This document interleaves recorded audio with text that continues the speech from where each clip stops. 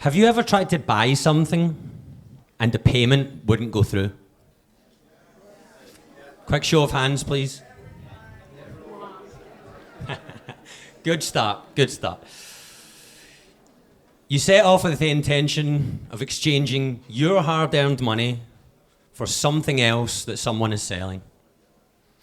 You take out your phone, you put in your PIN, declined.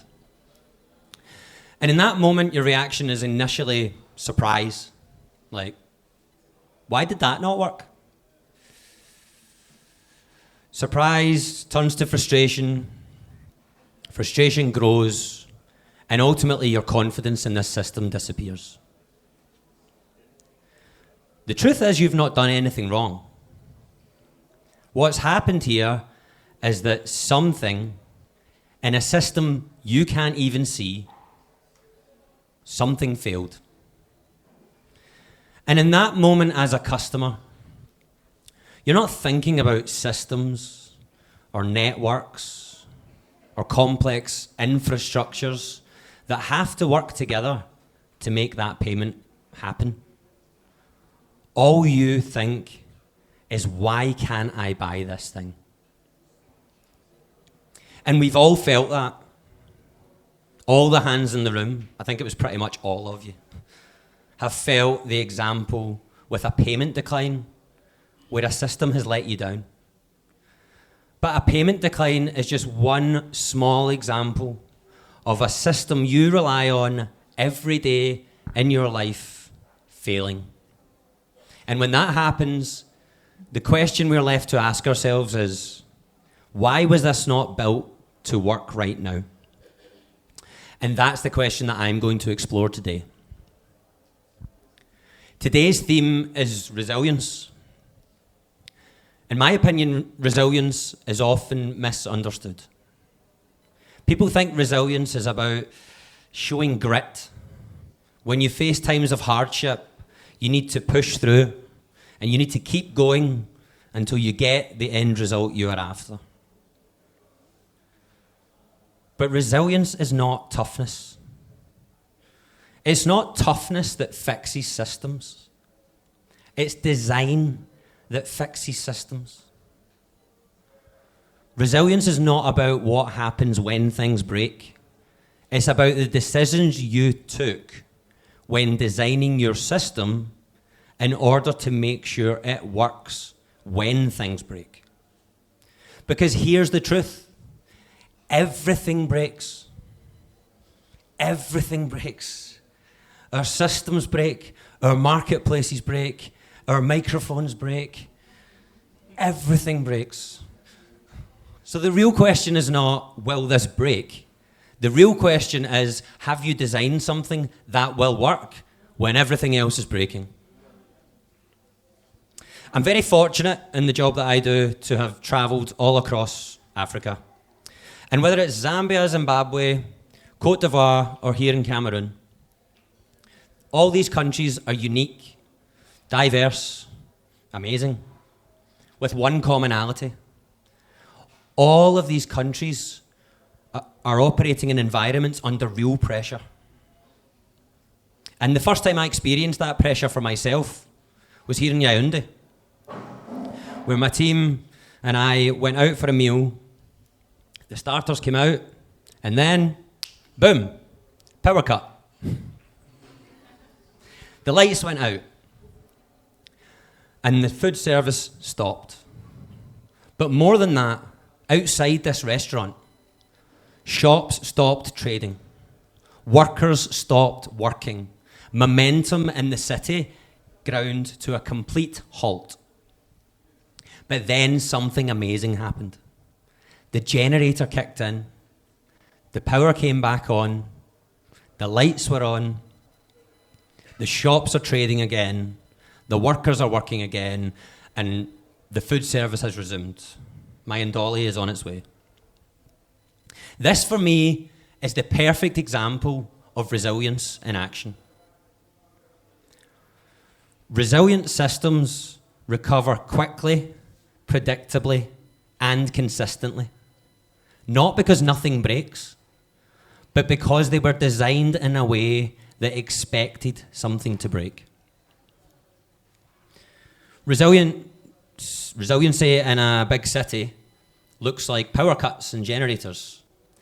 A little bit closer to home, resilience is something I'll tell you about now. A much more personal tale of resilience at home. I'm very fortunate to be the father to two amazing young children. I have a little girl and I have a little boy. And you learn a lot as a young parent, mostly because nobody gives you the manual to tell you how to bring up your kids.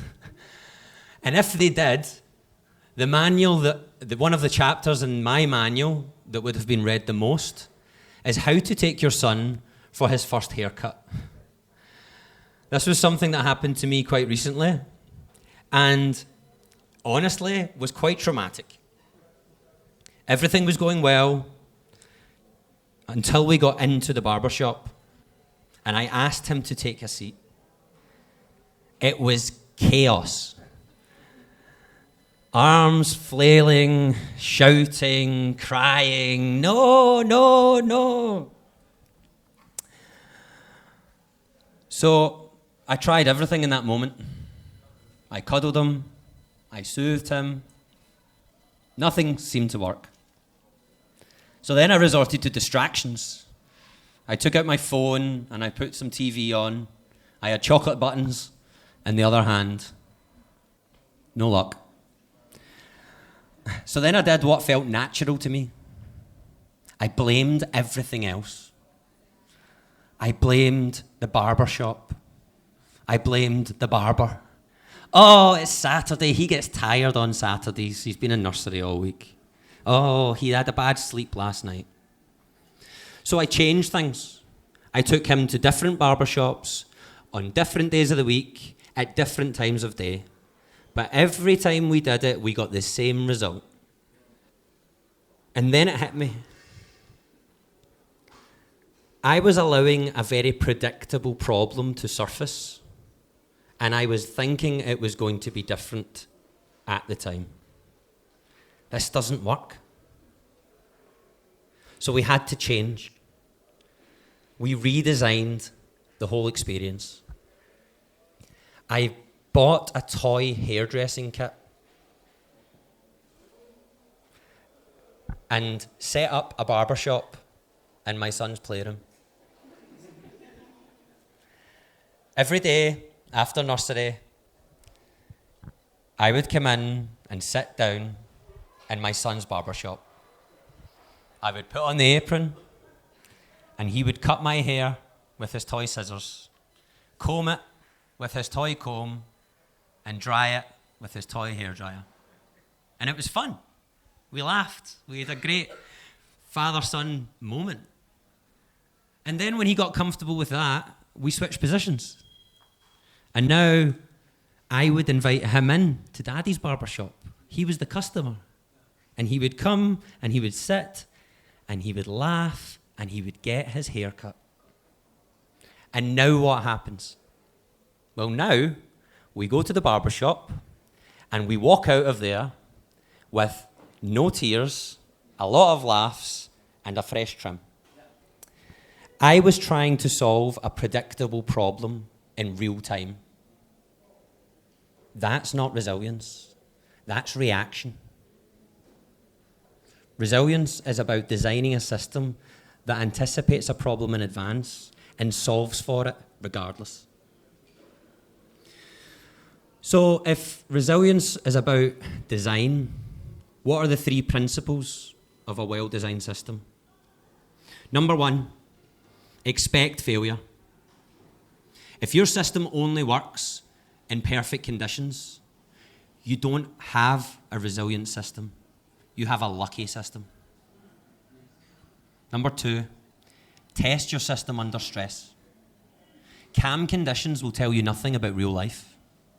You have to test your system under stress because the real world is filled with stress, and you have to know how your system will stand up to that when it comes. And the third thing is to repair visibly.